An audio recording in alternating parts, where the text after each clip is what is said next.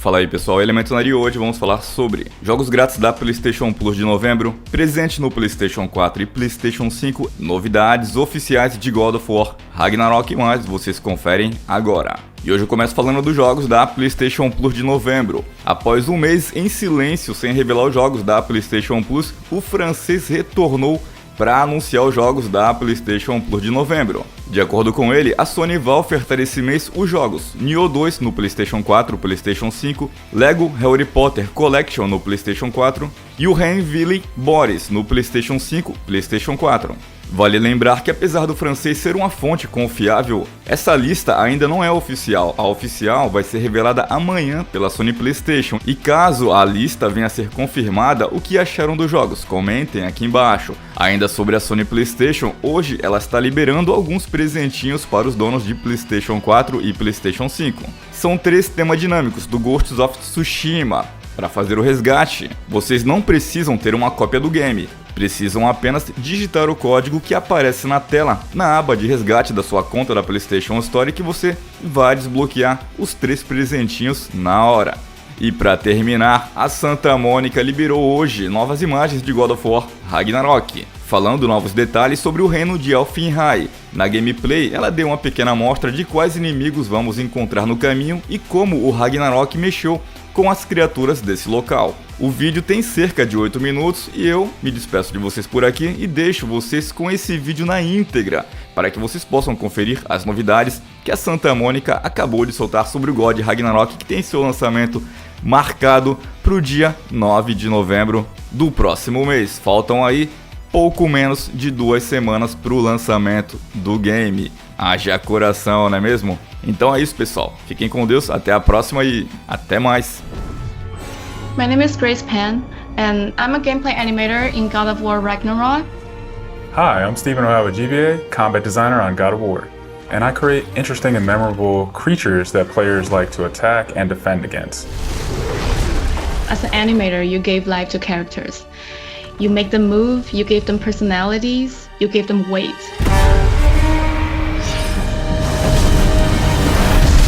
My role as a VFX artist is to put the power behind a move. You are in control of fire and earth and water and wind. Whether you are throwing your axe or on the receiving end of an enemy spell, VFX is what really gives the movement and the danger to every move that a character or enemy makes. I work really closely with the design team and the tech art team on this project specifically. We actually work a lot with camera, along with the guidance of our great camera team, so I find myself doing fight choreography sometimes. One of the most challenging parts about being a combat designer isn't the technical implementation of creating a creature, but it's really navigating that line between frustrating and engaging. We want to make something that makes players lean forward and focus and really try hard against that enemy and feel good about overcoming that, but we don't want to make them feel defeated if they can't figure something out. And then it feels rewarding when you win, not because it was impossible, but because it was fun and engaging. After the last game, we've heard the community cry out for more mini-bosses, bigger creatures, and enemy variety, and this time we really leaned into that. So in God of War Ragnarok, you're going to be traveling to all 9 realms, and each realm is going to have like its own theme of enemies that are very unique to that space. For example, in Alfheim, we're familiar with the Dark Elves, but this time around we're going to be fighting Light Elves, such as the Light Elf Warrior. One of the key learnings from the last God of War game is we don't have to think about the camera and how close combat is going to feel. We already have that knowledge, so we can build upon the close camera that we have, and we can iterate on enemies, creating more interesting scenarios. In the last game, Atreus was just starting to fight alongside Kratos, and he was learning from the master tactician. So in this game, he's trying to prove himself a little bit more, and we built upon those mechanics with him. The previous God of War, Atreus was still a kid, right? So he has a lot of dependency on his father. And for this game, you'll see Atreus moving more independently on his own as a companion. In regards to VFX for Kratos, I think what the players really love is the powerfulness of it. When you are playing as Kratos, you really do feel like the god of war. And moving into Ragnarok, we want to really make something bigger, make it stronger, make it more of a spectacle. You want them to be like, oh my gosh, I didn't know that the Blades of Chaos could get even better, but look at that. So as Kratos gets more powerful, he's going to have access to newer combos and newer abilities that will increase the combat depth of each weapon. For the Blades, one of the moves that I've really enjoyed from previous God of Wars is the combat grapple, and we're going to be bringing that with a new twist. I'm very excited for players to try the blade grapple traversal moves. That brings so much more speed into the movement and the dynamic feel to it. One of the ways we've expanded Kratos combat this time around is we've given more utility and choice to his shield loadout. If you are a parry person, you could really go for a shield that gears towards parrying. If you're a big blocker, then you could choose a shield that will really match your playstyle. One new mechanic or element that I'm really excited about is these combo finishers. Building up the stun meter this time around is going to lead to different ways to basically decapitate the enemy. You're going to be able to choose, which weapon you want to have when you kill a guy. Another feature that we've added for Kratos is his new pre-fall attacks. You could jump off a ledge, and if there's an enemy below you, you could slam down on him.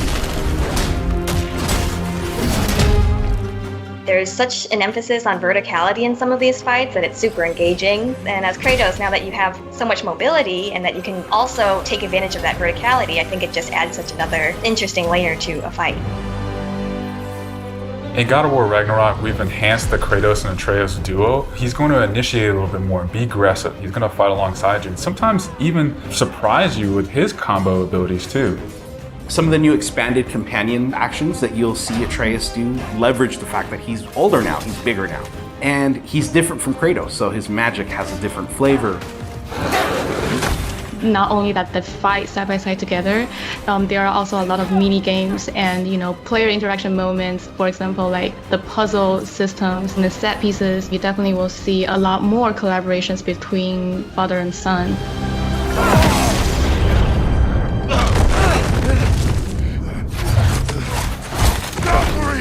Odin must have sent them!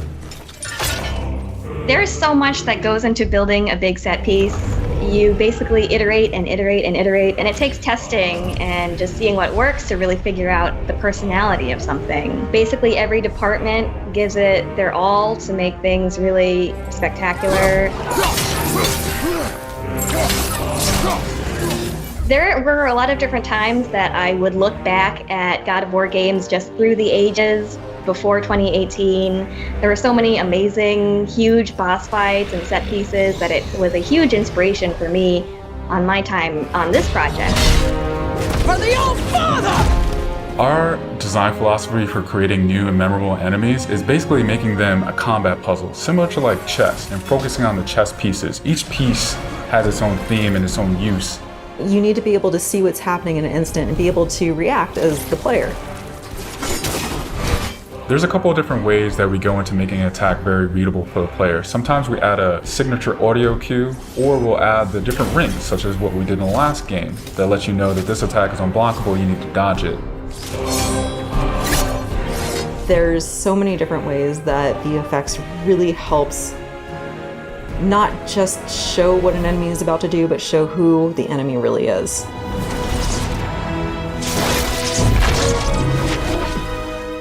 Everything you design has to be surrounding the essence of the character and a story. It's what makes it believable and memorable in the first place. I think what I'm most excited about is for players to experience the diversity of enemies that this game has to offer. You will be fighting everything from small little creatures to things that will take up the entire screen. All of their designs run the gamut. I think each one looks so much different from the next one, and each of them have their own play styles and their own little fantasies that go into it. And so I think if you are really into Norse mythology, you'll be very interested to see how Sony Santa Monica has taken some of these creatures and interpreted them for God of War. Everything that goes into the game, there's emotion behind it and intent behind it, and by the time it gets to you, everything that you've seen, that you're going to play and experience, has been sweated over, bled over, tested, and is fun to play.